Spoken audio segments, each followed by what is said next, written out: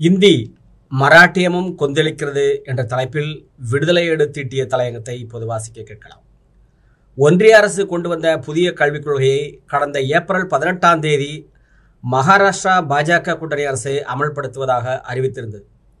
இந்த திட்டத்தின் மூலம் வரும் கல்வியாண்டில் மராத்தி மற்றும் ஆங்கில வழி பள்ளிகளுக்கு 1 முதல் 5ஆம் வகுப்புகளில் 3வது மொழியாக ஹிந்தி மொழி கட்டாயமாக்கப்படுவதாக தெரிவிக்கப்பட்டிருந்தது. ஏற்கனவே 1ஆம் வகுப்பு முதல் 4ஆம் வகுப்பு வரை ஆங்கிலம் மராத்தி மொழி கட்டாயமாக்கப்பட்டுள்ள நிலையில் புதிய கல்விக் கொள்கை மூலம் ஹிந்தி மொழி கட்டாயமாக்கப்பட்டிருந்தது மாநிலத்தில் பெரும் அதிர்வலையை ஏற்படுத்தியது. மராட்டியத்தில் இந்தி மொழி திணிக்கப்படுவதாக கூறி மகாராஷ்டிரா முதலமைச்சர் தேவேந்திர பட்னாவிஸை தமிழ்நாடு முதலமைச்சர் மு.க. ஸ்டாலின் விமர்சித்து பேசியிருந்தார். புதிய கல்விக் கொள்கை மூலம் மகாராஷ்டிராவில் ஹிந்தி மொழி திணிக்கும் நடவடிக்கைக்கு நவநிர்மாண் சேனா கட்சி தலைவர் ராஜ் தாக்கரே, காங்கிரஸ், உத்தவ் தாக்கரே சிவசேனா உள்ளிட்ட எதிர்க்கட்சிகள் கடும் எதிர்ப்பு தெரிவித்தன. ஹிந்தி திணிப்பு நடவடிக்கைக்கு எதிராக மாநிலத்தில் பெரும் சர்ச்சையானதால் மகாராஷ்டிராவில் மராத்தி கட்டாயமாகவே உள்ளது என்றும் ஹிந்தி மொழி திணிக்கப்படவில்லை என்றும் தேவேந்திர பட்னாவிஸ் திடீரென பல்டியளித்தார். அதனைத் தொடர்ந்து பள்ளிகளில் 3வது மொழியாக கண்டிப்பாக ஹிந்தி மொழி இருக்கும் என்ற முடிவை மகாராஷ்டிரா அரசு திரும்ப பெற்றது. இதனிடையே மகாராஷ்டிராவில் இருமொழி கொள்கையை அதிகாரப்பூர்வமாக அமுல்படுத்த வேண்டும் என்று நவநிர்மாண் சேனா கட்சி தலைவர் ராஜ் தாக்கரே மாநில பள்ளிக் கல்வி அமைச்சர் தாதாஜி பூஷேவுக்கு கடிதம் எழுதினார். இந்த சூழ்நிலையில் மராத்தி மற்றும் ஆங்கில வழி பள்ளிகளில் 1ஆம் வகுப்பு முதல் 5ஆம் வகுப்பு வரையிலான மாணவர்களுக்கு ஹிந்தி மொழி பொதுவான 3வது மொழியாக கற்பிக்கப்படும் என மாநில அரசு திடீரென மறுபடியும் ஒரு உத்தரவை பிறப்பித்தது.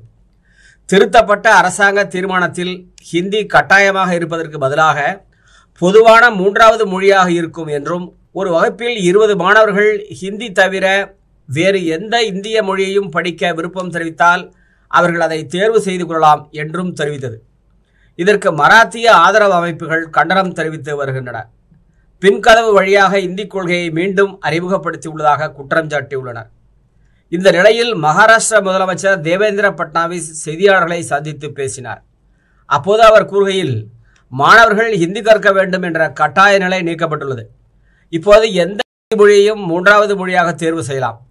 அதற்கு குறைந்தது 20 மாணவர்கள் இருந்தால் ஒரு ஆசிரியர் நியமிக்கப்படுவர். தேவைப்பட்டால் இணைய வழியிலும் கல்வி வழங்கப்படும். புதிய கல்விக் கொள்கையில் 3 மொழி கட்டாயம் என்று இருக்கிறது. அதன்படி தாய்மொழி கட்டாயம். அதை தவிர மாணவர்கள் வேறு 2 மொழிகளை கற்றுக்கொள்வார்கள். அவற்றில் ஒன்று இந்திய மொழியாக இருக்க வேண்டும். இயற்கையாகவே பலர் 3 மொழிகளில் ஒன்றாக ஆங்கிலத்தை தேர்வு செய்கிறார்கள். ஆங்கிலம் பரவலாக ஊக்குவிக்கப்பட்டாலும் இந்திய மொழிகள் பெரும்பாலும் புறக்கணிக்கப்படுகின்றன. இது பொருத்தமானதல்ல. இந்திய மொழிகள் ஆங்கிலத்தை விட சிறந்தவை. ஆங்கிலம் தொடர்பு மொழி என்பதை நான் புரிந்து கொள்கிறேன். ஆனால் புதிய கல்விக் கொள்கையின் காரணமாக மராத்தி அறிவு மொழியாக மாறியுள்ளது. மராத்தியில் பொறியியல் கற்பிக்க தொடங்கியுள்ளோம். இது முன்பு செய்யப்படாத ஒன்றாகும். புதிய கல்விக் கொள்கையின் காரணமாக மராத்தி உலகளாவிய மொழியாக மாறியுள்ளது. அதனால் மொழிகள் தொடர்பான சர்ச்சைகள் தேவையற்றவை என்று நான் நம்புகிறேன். முழு நாடும் 3 மொழி கொள்கையை பின்பற்றும் போது மகாராஷ்டிரா 2 மொழி கொள்கையை ஏற்றுக்கொள்ள முடியாது. 3வதாக இந்திய மொழி கற்றுக்கொள்வதில் என்ன தீங்கு இருக்கிறது என்று நான் கேட்க விரும்புகிறேன் என்று மகாராஷ்டிரா முதலமைச்சர் தெரிவித்தார். முதலமைச்சரின் இந்த அறிக்கையால் மீண்டும் போராட்டம் வெடிக்கும் சூழல் எழுந்துள்ளது. இந்த நிலையில் பெற்றோர்கள் ஹிந்தி குறித்த முதலமைச்சர் அறிவிப்பால் குழப்பத்தில் ஆழ்ந்துள்ளனர். ஒன்றிய பிஜேபி அரசின் கொள்கை என்பது ஒரே நாடு, ஒரே மொழி, ஒரே கலாச்சாரம் என்பதாகும். அந்த வகையில்தான் ஹிந்தியை இந்தியா முழுமையும் திணிக்க தேசிய கல்விக் கொள்கையை கையில் எடுத்துக் கொண்டுள்ளது. இவர்கள் கூறும் ஒரே நாடு என்பதற்கு எதிராக அவர்கள் திணிக்கும் இந்தி மொழி திணிப்பே ஆபத்தாக போகிறது என்பது மட்டும் உண்மை, மிகப்பெரிய உண்மை. இவ்வாறு விடுதலை ஏடு இந்தி மராட்டியமும் கொந்தளிக்கிறது என்ற தலைப்பில் தலையங்கத்தை தீட்டுள்ளது. அறிவுச்சுடர் வலைக்காட்சிக்கு நீங்கள் புதிய என்றால் வலைக்காட்சியை சப்ஸ்கிரைப் பண்ணுங்கள், ஷேர் பண்ணுங்கள், கமெண்ட் பண்ணுங்கள். உங்களது கருத்துக்களை கருத்துரை பகுதியில் மறவாமல் தாருங்கள். வணக்கம், நன்றி.